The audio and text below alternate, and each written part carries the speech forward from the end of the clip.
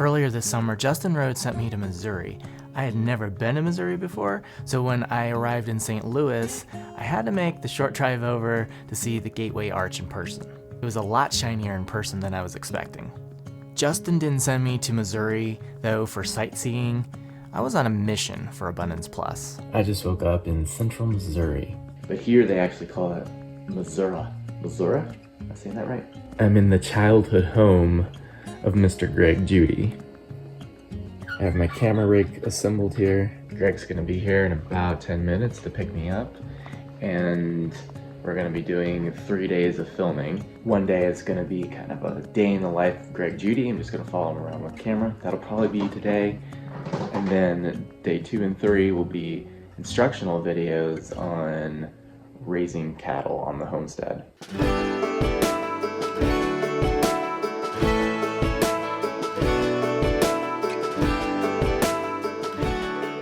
So what we're doing this morning is we're moving our cow mob, and right now this is our cow calf.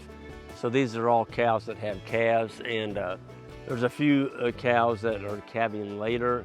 That's what the boys are looking for right now. So what we do is before we ever move the animals, you can see we have a poly wire here in front of them, and that is what we call strip grazing.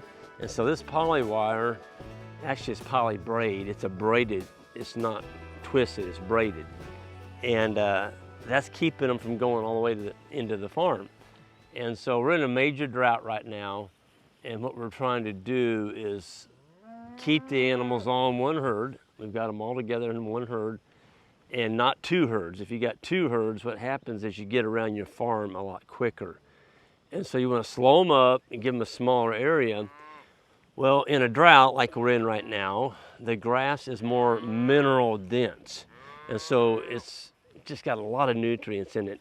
They don't eat as much. In a year where you're getting a lot of rain, and we call that washy grass, it takes more grass to keep them going. But right now, they're not eating that much, and you can see by the condition on them, they're doing very well. So what we're doing now is we're getting ready to move the poly wire, and they've already got the paddock put out in front of them for this morning. And so the way we do it is they let off one guy on the cold end, so it's hooked on cold on a barbed wire fence over here. And then this hot wire is energized over here on this side of the farm. We've only got one power source on one side of this farm. It's a long, narrow rectangle that's 1.5 miles long, okay? And so we got power going across the whole length of the farm. Isaac's gonna go down there and take the reel off, and as soon as Ike sees that thing jerked, he's gonna unhook it, then he'll start pulling the post, and Isaac just sits there and rolls the wire up. And these cows, they know what's going on. They're already getting over here, and it's funny, when you do this a lot, your cows get really tame, and also, you always have a couple of lead cows. The first one's through, and this is our lead cow right there. That's 160, and she's always the first one to go through every single time. That's just the way it is. She leads the herd. So it's kind of nice to have a cow that does that. So the cows today, of course, we got the mineral here. Their water is back about another 100 yards this way. And so we're not gonna put a back fence in. The cows will actually be able to go back and get them a drink and then come back here and eat. And what we found out is we don't need a back fence when you're moving your cows more than once or twice a day, because that's where the feed's at. The feed's over here, it's not back there. They've already stomped this and they've ate it, and they're ready to rock and roll. So there it goes. Here they go, they're moving. It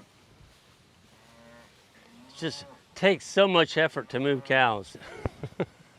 You notice there's nobody on horses or lassos, or there's no dogs out here biting at them. They just, they just move, which is pretty cool. So basically what we're doing is we're duplicating what happened for thousands of years. You had this mob of buffalo that went across the prairies, and they ate and they defecated, and then they moved. And that's exactly what's going on here. So you can see behind us, they beat all this up, defecated on it, urinated on it, laid on it, and now they're going into pristine, clean grass. And that's another reason we don't worm. We don't worm our animals, because our animals are always being moved on to clean forage. Folks, if you make your animals camp out in one area, you can expect to have some issues. They're going to get parasites. So keep the animals moving. They like it. They enjoy being moved.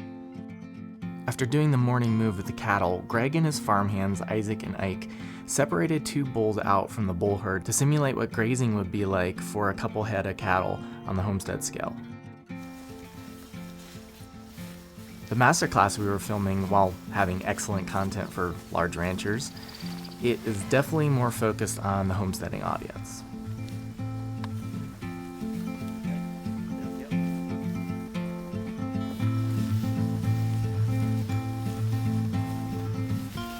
It's so tough to sort out.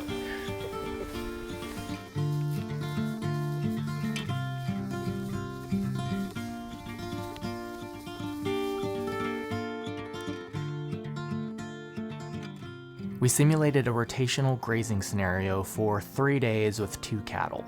To do the math and make it simple, we just rounded it off to 2,500 square feet. So in that particular instance, we're gonna make a paddock that's 100 feet long and 25 feet wide. Okay, that's 2,500 square feet. And those animals are gonna go in there, and are they gonna graze the top third? Not perfectly, but they're gonna probably get most of that, because animals always graze the top part of your plants first. The longer and narrower you make your paddock, the more trampling you're gonna get on your farm. Now, that 2,500 square feet, you could go 50 by 50. It's the same amount of acreage. So on a 50 by 50, if you give them that size paddock, you can expect the animals to eat more than they trample, okay? They're just gonna be more square. So the longer and narrower you make your rectangle, the more trampling on the ground you get. Which in some instances, if you're on a farm, you're trying to build organic matter, you're trying to get a litter bank established, maybe get some old dead grass that's over mature trampled on the ground, I would vote for that, 25 by 100. That's gonna get a lot of this, a lot of walking on it. So the more square, the more goes in the animal. The longer, the more goes on the ground. Afterward, we went indoors to film the sit-down portion of the masterclass to escape the oppressive heat of the afternoon.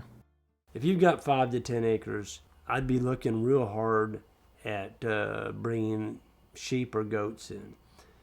They're going to be more well suited to a smaller acreage than cows are. Here now, you got to be careful where you live at too. So we live in central Missouri. We're typically in they say we live in a 36 to 38 inch rainfall. We haven't seen that kind of rain for 4 years. It's funny that Greg mentioned during the masterclass that they had been experiencing extreme drought there in central Missouri. Later in the evening, we were out on the pasture filming, and there were some dark clouds in the distance, accompanied by some sporadic lightning. Get into agriculture today. Well, with conventional agriculture, where you've got to The lightning got pretty intense, so we stopped filming and made a hasty retreat for the side-by-side, which we got to just in time before the hail and rain came. Boys better be glad they weren't caught out in that. For real, yeah. Haven't hurt.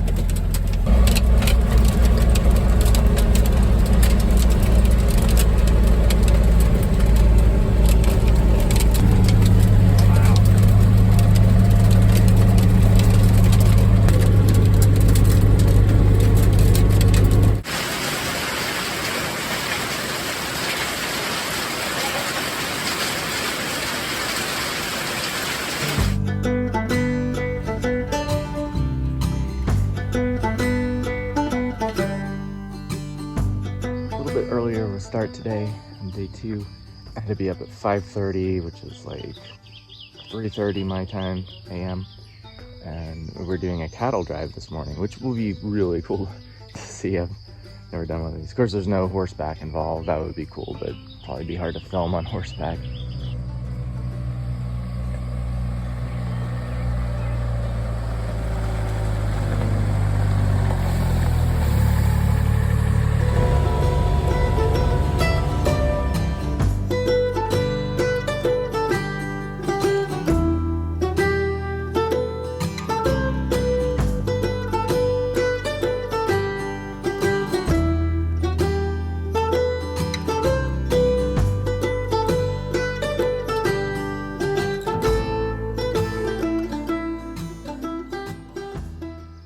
Can you tell us what's going on this morning? Yeah, so what we're doing is I've got this ribbon.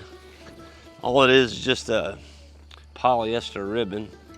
And I'm tying a line across this road. I'm not gonna put it up in the air yet because if a vehicle comes by, they can still drive over it. What I do is I run it all the way across and then I get my post and I'll stick my post in. We're making a cattle drive from one farm to the next, and so we're gonna have, counting babies and everything, around 300 and some head coming up this road in a little bit. And so the way it works is the boys get behind them, I get in front, and then they follow me, and I get up here and tie this ribbon up and make sure no cars are coming into our cattle drive. I'm gonna put my post in so the cows can see this. I don't suppose that's your corn, is it? No. No. Is that GMO? Yeah. He'll be lucky if that makes a crop. This is really poor soil. I mean, it's only maybe 4 foot tall. It should be 7 feet tall. But that's what you get when you pile up this old rucker clay and try and be a crop farmer. Sometimes that doesn't work out so well. Okay, that's it. So I'm just gonna leave it on the ground, and when we come, I'll come over here and tie it onto this gate, and we'll have it up in the air, and that'll guide the cows into their new paddock here. So.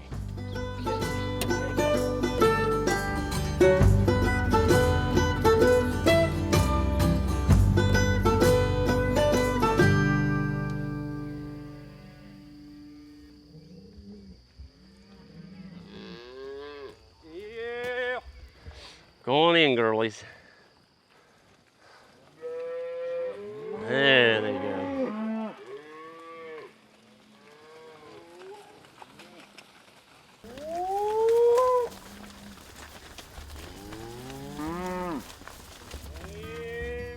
Just finished the cattle drive. I was hoping to get some pretty cinematic shots of them out here in the field grazing in their new pasture, but you see that sun over there, it's kind of obscured by clouds and whatnot, so I'm not getting that beautiful backlit shots of the cows grazing. Still pretty cool though. Good morning, folks. This is Greg Judy at Green Pastures Farm. Today, we just got through with the cattle drive. The boys are real good about joining them all together. So they found all the babies, the last 5 to 6 that have been born, and accounted for those, and I got in the front. Isaac rolled the wire up and we took off. Greg's recording for his YouTube channel. I'll leave a link in the description to check it out. We finished with our outside work for the morning, so we're back doing the sit-down teaching sections. We got whiteboard that we're going to be doing today, where Greg's going to be doing some drawings for rotational grazing and fencing, that kind of thing. This is already starting to grow back because there's not something that they're chewing on it. They can't get to it, okay? So now we go through day 2. It's like, okay, let's go ahead and move them again. Usually the hardest part of these travel gigs is the time zone change. I'm coming from Pacific time zone, and I've been having to go to either Central or Eastern time zone, losing 2 or 3 hours. But on top of that, filming farmers is hard because they get up so early in the morning, so I have to start at 6 a.m., which is like 4 a.m. my time. But on this particular trip, yeah, I was sleep deprived, but that wasn't the hardest part. It was the humidity. Having grown up in Georgia, I'm quite acquainted with the humidity, but it's been a long time. I've been in Idaho for over 9 years now, and we just don't have the humidity there, and it's so much nicer for it. So those indoor filming sessions were a very welcome break from the steam bath outside. That evening, I went out with Isaac and Ike, or as Greg likes to call them, the boys. I went out with them to do a cattle move and talk with them a little bit about their experience working for Greg. I grew up on a hobby farm, or kind of a homestead. Growing up, we raised pigs and chickens for our own meat. Didn't have to rely on the grocery store for our protein. You know, that's a big one for shaping a lot of my outlooks on life. I knew I wanted to be a farmer someday. I just didn't know how to get there. The regenerative bug hit me around junior high. I saw the documentary Food Inc. with Joel Salatin in it, and I was just hooked. So I found Greg actually through one of Justin Rhodes' videos, the Great American Farm Tour. That was the first video I saw of Greg, and oh man, this guy's doing some cool stuff. You know, hundreds of head of red cattle streaming across green pastures. I'm like, that's what I want to do someday. After I graduated high school, I applied for the internship and was blessed to be able to come on here as an intern in 2020, right as the world went crazy. I got to go move cows every day. It was a good place to be. So what is one of your biggest takeaways from this experience? So I'm a believer. I believe in Jesus Christ and that there is a God, and that, you know, He had a hand in creating all this, and to be able to see all the complexity and the beauty that's interwoven in this lifestyle and just this job in general, it's just such a reflection of His, you know, awesomeness. And so to be able to be a part of managing His creation, I don't know, it's super fulfilling for me.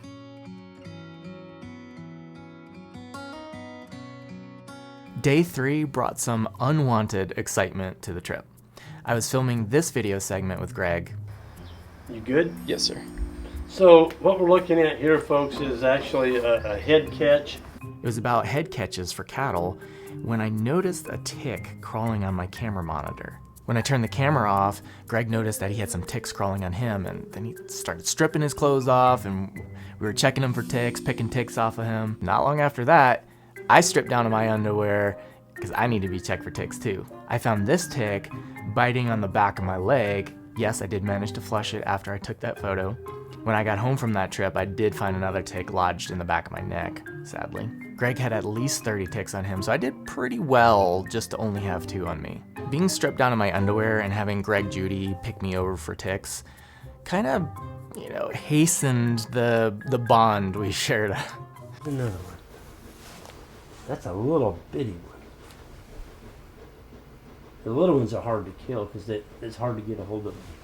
As we continued to film the masterclass, Greg kept finding more ticks on himself. Damn things I'm getting on your socks too. That had to be like over 30 of them on me now. Huh? That's got to be over 30. Oh yeah. Yeah, I'm past 30 probably. Now see, that one was right there. I bet he was in that seam.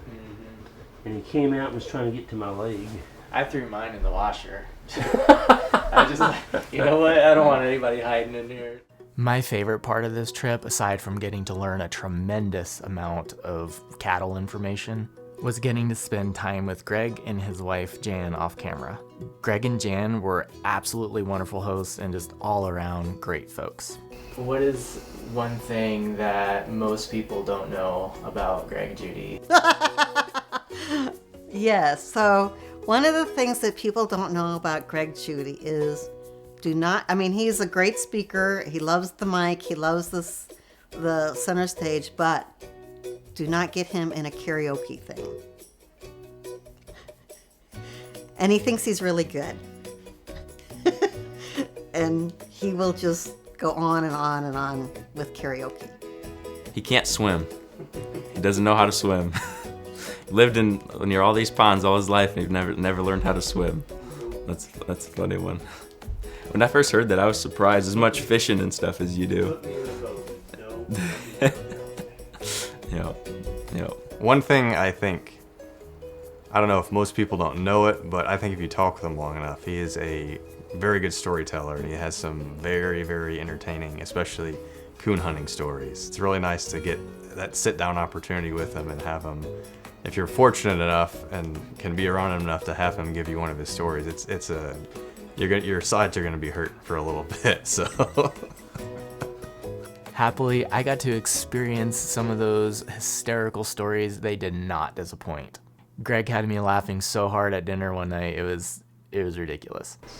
We wound up filming 37 videos for the masterclass, plus an additional 3 videos that Greg was doing a PowerPoint presentation in that he normally does for his grazing school. So in total, 40 videos, plus the documentary, which I am calling Comeback Farmer, the Greg Judy story. It's basically the story of Greg's start into agriculture and how he went from being a broke conventional rancher to the successful regenerative agricultural icon we know him as today. The documentary launched just this week and is now streaming on Abundance Plus, along with several of the Masterclass chapters. Every day from now to the end of the month, more chapters of the Masterclass are going to be dripped out. I highly encourage you guys to go over to Abundance Plus and check that all out. You will learn everything, well, just about everything you could possibly need to know about getting started with raising cattle on your homestead. There's a link down in the description along with a 10% off coupon should you decide that you do want to sign up for Abundance Plus. And as always, thanks for watching.